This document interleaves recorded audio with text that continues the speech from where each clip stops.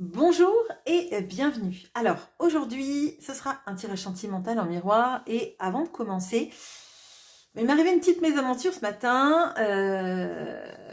J'ai une petite orchidée, alors je crois qu'on dit un phalaenopsis, je suis pas sûre. Je suis pas sûre. Alors autant j'en ai, je les aime, mais je sais pas comment exactement prononcer ce nom, si je le dis bien ou voilà.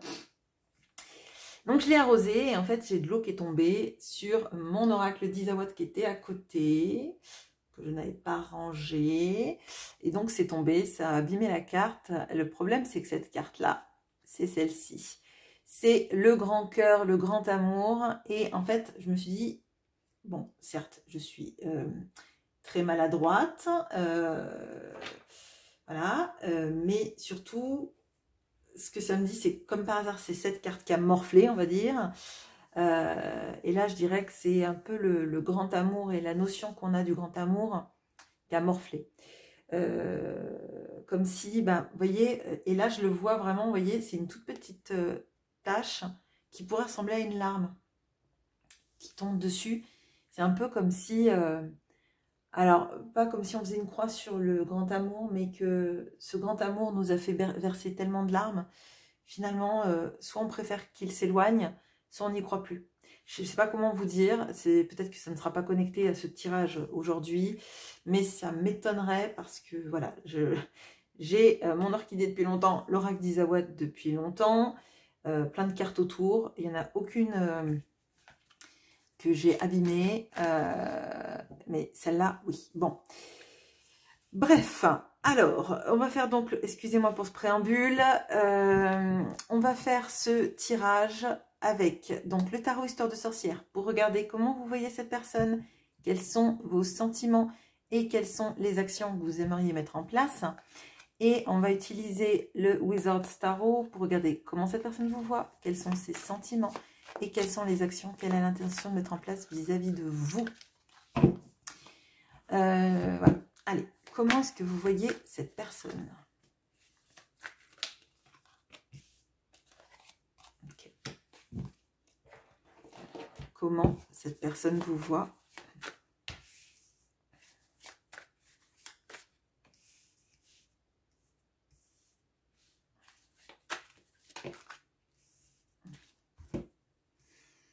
Allez, comment vous voyez cette personne? 3 d'épée, impératrice, 10 de coupe. Ok, 3 d'épée, ouais. Voilà, bon, ça ne m'étonne pas. Ça ne m'étonne pas. Et comment vous voit cette personne? Le monde, le 8 de coupe et la force. Bon. Alors, c'est très étrange parce qu'on dirait que chacun pense que l'autre a détourné son regard de l'histoire d'amour. Alors, bon, comment vous voyez cette personne? Je dirais potentiellement comme la personne qui a abîmé le grand cœur, hein, donc le cœur que vous avez. Là, on peut avoir cette sensation de trahison, on peut avoir cette sensation d'avoir eu le cœur en morceaux et que l'autre a potentiellement déchiré cet amour, en fait. Hein, vraiment. L'a abîmé. Je peux pas vous dire ça autrement. On revient sur ce qui est arrivé ce matin. Donc, c'est jamais pour rien, mais on a vraiment ça. Comment vous la voyez pourtant, je dirais. On a l'impératrice et le 10 de coupe. C'est-à-dire que là, vraiment, quand je vous ai dit, on a le grand cœur hein, qui a morflé, c'est que cette personne, elle représentait un idéal pour vous, d'accord? Mais c'est alors, pour moi, c'est pas l'idéal au sens de l'as de coupe. C'est-à-dire que je pense que vous avez eu énormément de projections, de possibilités de vivre avec cette personne. Peut-être même que vous vous êtes vu bâtir une famille avec cette personne ou recomposer une famille. Hein. Mais vous voyez, typiquement, ça pourrait être la personne qui porte nos enfants ou dont on porte l'enfant, avec qui on mène une famille épanouie. Donc, on la compose, on la recompose, mais vraiment, c'est ça. Et c'est comme si cette personne, elle avait fait voler en éclats tout ça. Là, c'est c'est très difficile. Là, alors, les personnes qui se sentent pardon, excusez-moi. Les personnes qui se sentent concernées par cette guidance, je peux vous dire que vous avez dû verser mais, des torrents de larmes et qu'il y a quelque chose de comme si en fait vous étiez fait l'un pour l'autre et cette personne n'a pas voulu voir ça. D'accord? Bon. Ok. Bon. Comment cette personne vous voit? On a le monde, le 8 de coupe et la force. Donc déjà, cette personne, concrètement, malgré le fait de penser de votre côté que cette personne, elle n'a pas voulu le voir, je pense qu'effectivement, elle s'est détournée, mais elle a toujours su que vous étiez la bonne personne, parce qu'il y a en vous énormément de potentiel attractif. Vous représentez, je dirais, tout ce que cette personne espère dans la vie, projette dans la vie, veut dans la vie, d'accord? Mais qu'elle s'est détournée, qu'elle est partie. Elle a regardé en arrière, mais je dirais rapidement. Et je pense vraiment que quand elle est partie, elle a pensé que ce serait mieux comme ça. Vraiment, pour moi, cette personne, elle vous aimait énormément, infiniment. Mais là où vous vous êtes projeté dans une relation avec elle et dans une construction avec elle, elle a vu que vous étiez trop pour elle. Alors, je vous imagine en commentaire en me disant bah super, c'est nul, mais oui, oui. En fait, vous avez été dans une ouverture à la construction. Je le dis là, peut-être qu'il y a des personnes qui ont pu être enceintes, croire qu'elles étaient enceintes. Alors, si vous êtes rencontrés à 60 ans, on imagine bien que c'est pas ça, mais vous voyez, typiquement, ou faire la projection ou la projection effectivement de la famille recomposée. Mais là, on peut avoir des personnes qui ont été enceintes ou cru qu'elles étaient enceintes, etc. Dans la configuration, ça peut vraiment être ça. Et ce qui a été encore plus bouleversant, je dirais. Bon. Donc vous vous sentiez prête, alors peut-être que vous ne l'étiez pas, mais que vous le sentiez en tout cas, à faire une vie avec l'autre, à composer quelque chose, à faire une famille, pardon, et bien décidément. Ok, à avoir de la stabilité. Là où cette personne, en fait, c'était trop pour elle. Elle ne s'est pas sentie en mesure de gérer les choses. Elle vous voit comme quelqu'un qui a été capable de surmonter des choses énormes dans sa vie, d'avoir une grande force de caractère, d'avoir une capacité à la résilience, à avancer, d'accord? Peut-être que elle surestime aussi tout ce que vous êtes capable d'endurer, mais elle, clairement, elle ne s'est pas sentie à la hauteur. Voyez, elle ne s'est pas sentie capable de porter et de rivaliser, entre guillemets, avec une telle force que vous dégagez. Sans doute parce qu'elle se sentait beaucoup plus petite que vous. Ok, bon. Ah, j'ai même peur de voir les sentiments avec tout ça. Ok, allez. Quels sont vos sentiments pour cette personne? Bon, 4, ok.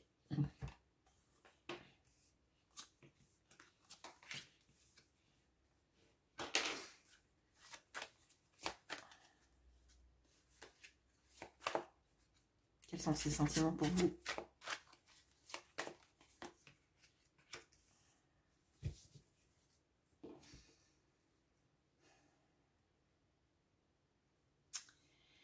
Bon, alors, je suis désolée, je vais peut-être être heurtante là, mais pour moi, il y a un mélange entre, alors, une certaine forme peut-être de colère ou de ressentiment et d'envie de construction. Je pense que vous êtes dans une certaine forme de dualité, ce qui me paraît logique, hein, quand on voit comment vous voyez cette personne, on a aussi la douleur, et la douleur parfois, elle nous fait rentrer dans des états qu'on n'aime pas, mais qui sont humains malgré tout. Donc, si c'est passager et que ça ne vous fait pas plus de mal que ça, acceptez ce qui se passe, hein, potentiellement. Alors là, qu'est-ce que je vois? Je vois que, en fait, il y a comme si, en fait, il y avait une sorte de point d'accroche sur la fuite de l'autre, sa tendance à pas assumer ni la relation, ni ce qui peut se passer, ni ce qui est trop fort, ni ce qui est trop intense, ni, hein, on va dire.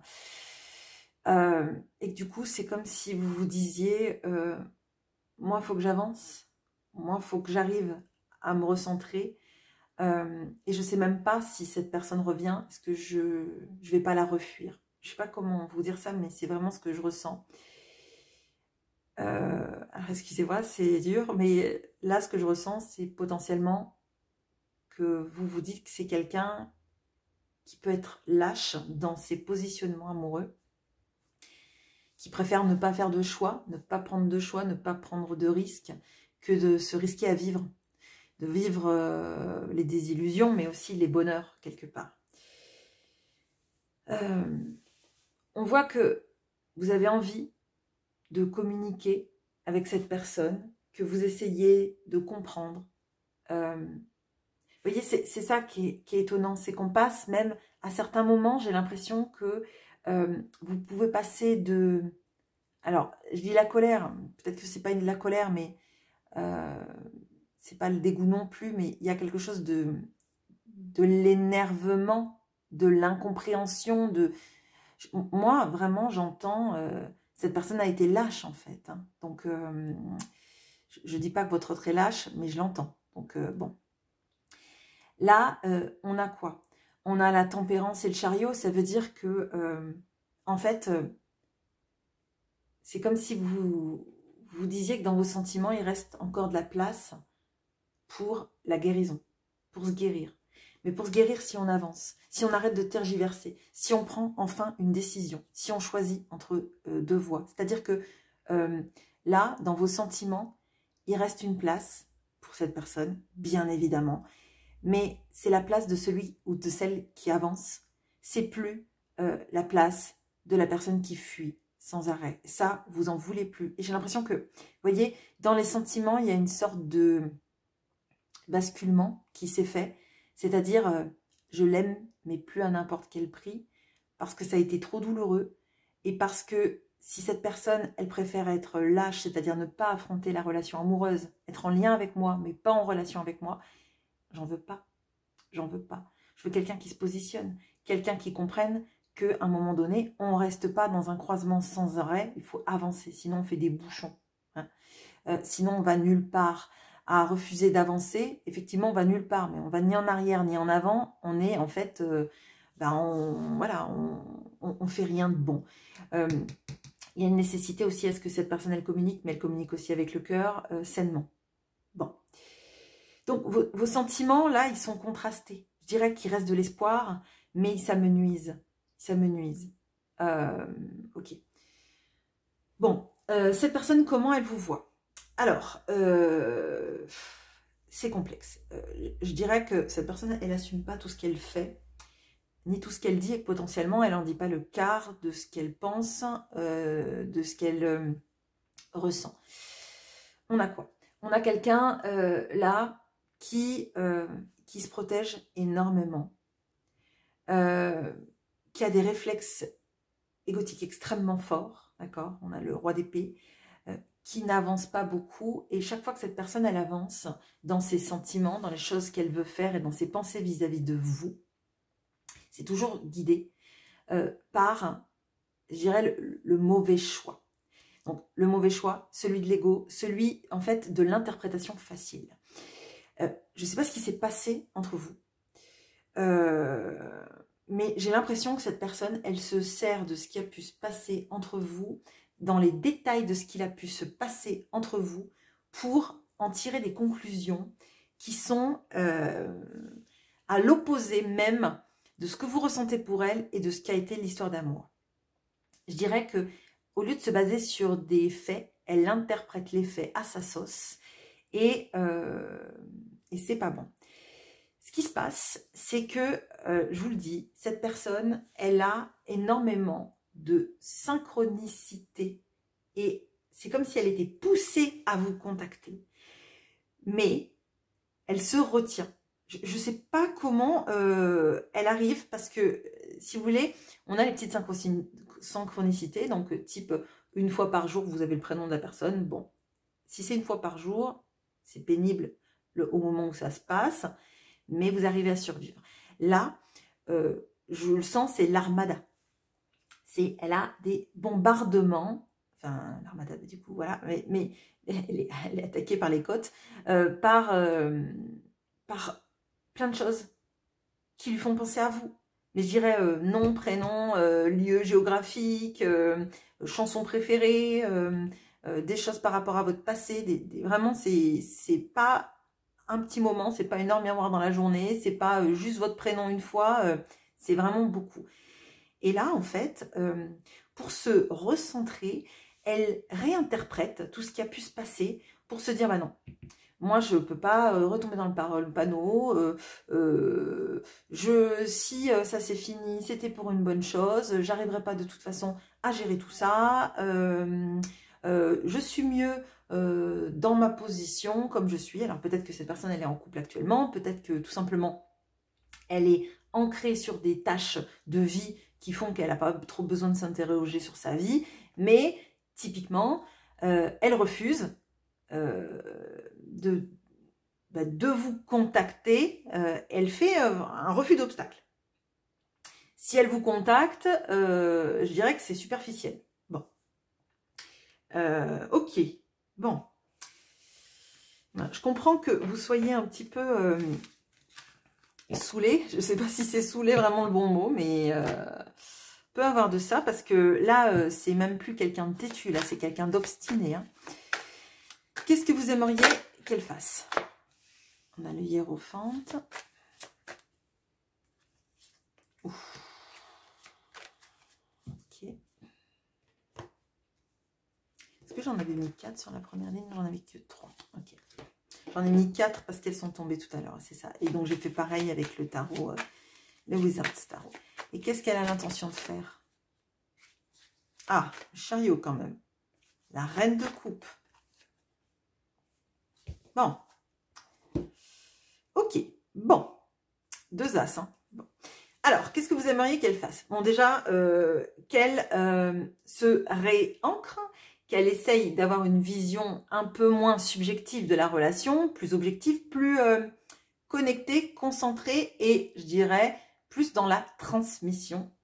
Donc là, alors, c'est pas une carte nécessairement de communication, mais le hiérophante, c'est celui qui enseigne le savoir, qui transmet le savoir. Hein. Donc là, je dirais, vous aimeriez déjà que ce qu'elle pense, ce qu'elle croit, elle le dise. Hein, parce qu'en plus, on a l'as d'épée. Mais surtout, qu'elle ait une sorte d'épiphanie, une compréhension et une, je dirais, une upgrade, qu'elle passe en 2.0, qu'elle soit dans une sorte de meilleure version d'elle-même en ayant compris des choses et en les appliquant. Là, je dirais que vous aimeriez qu'elle ait un éveil, alors un éveil spirituel, un éveil de conscience, un éveil de compréhension tout simplement, d'accord? Pour qu'elle comprenne qu'en fait, elle fait fausse route. Elle fait fausse route potentiellement depuis le début. Alors peut-être que vous aussi, vous êtes trompé de route, peut-être qu'il y a des comportements que vous avez eus qui n'ont pas été géniaux. C'est pas grave, hein, ça arrive à tout le monde. Vous êtes humain, vous n'êtes pas une machine. Donc forcément, quand les choses nous touchent, bah, parfois on réagit de manière épidermique et c'est pas grave. Cette personne aussi, toutes les autres personnes dans votre vie aussi, à différents degrés. Donc là, qu'est-ce que vous aimeriez? Eh ben voilà, quelle est une sorte de prise de conscience globale, générale, sur qui vous êtes vraiment, ce qu'est la vie vraiment, ce que vous pouvez vous apporter, qu'elle comprenne les choses vraiment de manière claire, en arrêtant de se baser sur ce 5 d'épée, en fait. Le 5 d'épée, c'est vraiment là, cette sensation de se dire qui gagne, tout le monde perd à la fin, en fait. Vous voyez, tout le monde perd à la fin.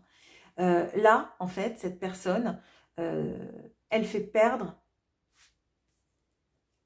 le grand cœur, en fait. Elle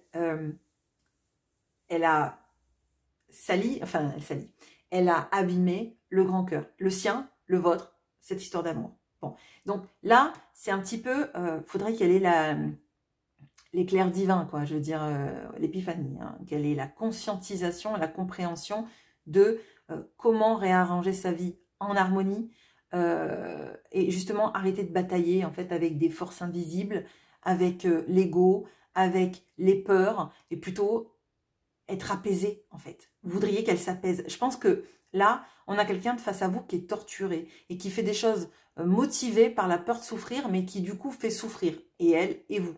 Bon. Qu'est-ce qu'elle a l'intention de faire? Elle a l'intention de bouger quand même, hein. Elle a l'intention d'avancer. On voit qu'elle veut avancer vers vous principalement et mettre plus d'amour dans la relation, comment dire, de participer à cet amour, en fait, vraiment, mais comment en étant un personnage principal et pas un personnage, vous voyez, comme dans les scènes de théâtre, qui sort. Voilà, ce serait plutôt un personnage redondant, limite un huis clos, comme ça on l'enferme. Mais non, je plaisante. Mais bon, vous voyez, c'est vraiment ça, pas de fuite. Pas de fuite, hein, parce qu'on avait tout à l'heure en plus le 7 d'épée, donc vous voulez, elle veut arrêter de fuir, se poser là et accepter l'amour qu'elle a et de participer à cet amour. Pas toujours le recevoir, être aussi dans quelque chose où on est actif, d'accord? On est actif, on est dans la passion et on est dans le renouveau. Alors, il y a un arcane majeur là. Alors vous, votre ligne, c'est vous voulez beaucoup de choses. Je pense que en fait, cet amour, il est tellement, alors j'allais dire tomber bas, mais c'est pas vraiment le mot, mais je pense que vous comprenez ce que je veux dire. Ça, vous êtes tombé tellement bas avec cet amour et avec le mal que vous avez ressenti, forcément que vous voulez beaucoup de choses. Ça arrivera pas après pas. Déjà, ce qui est important, c'est que cette personne, elle commence à prendre la route de sa vie, en arrêtant en fait de prendre les chemins faciles, peut-être même les chemins de traverse. Il faudrait arrêter de prendre les chemins de traverse et au bout d'un moment, se dire que va falloir réfléchir au trajet, sincèrement, pour arriver à destination. Parce que si on se laisse porter par la vie, elle nous mène n'importe où. Vous voyez, dans des entrelacs. Là, elle veut un renouveau. Alors, il est moins solide que ce que vous demandez, mais néanmoins, il y a de l'action, il y a de l'amour, il y a de la volonté.